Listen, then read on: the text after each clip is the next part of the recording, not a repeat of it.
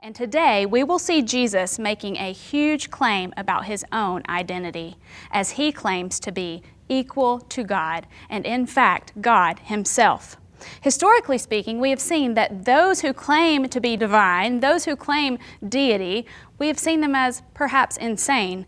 But here we will observe different ways that we can with confidence know that Jesus is in fact God's Son, the promised one, the Messiah, the one who was coming to earth on a rescue plan to change the whole world. So as we see John begin his gospel in John 1 chapter 1, it says this, "In the beginning was the Word, and the Word was with God, and the Word was God. He was with God in the beginning. Through him all things were made. Without him nothing was made that has been made. And in him was life, and it was the light of men." John 20:31, John says this, "I have written so that you may believe that Jesus is the Christ, the Son of God, and that by believing you may have life in his name."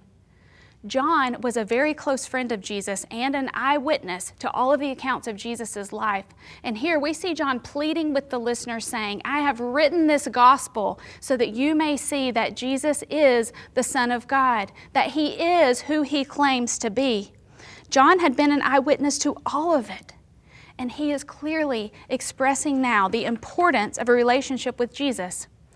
In the first week, we saw Pat speaking of Jesus as pre-existent creator. We saw him with God the Father before the creation of time as they spoke creation into being, seeing that Jesus is the Word of life. His Word went out, and all that we see and know around us was created for him and by him.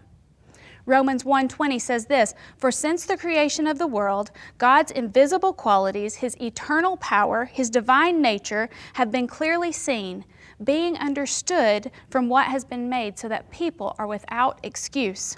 We can all clearly see the glory of God and his divine hand in the creation, in nature, and what he has made. And we find that there was perfect harmony with God and his creation, with Adam and Eve in the garden, until sin entered the world, when Adam and Eve decided to disobey God's one rule that he had set for them. And they crossed over from a boundary of safety and security and close relationship when they decided to go their own way into self-sufficiency.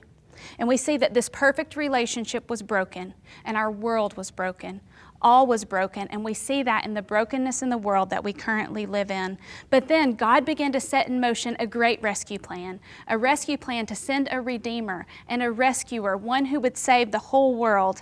And we see that he used ordinary people for extraordinary things.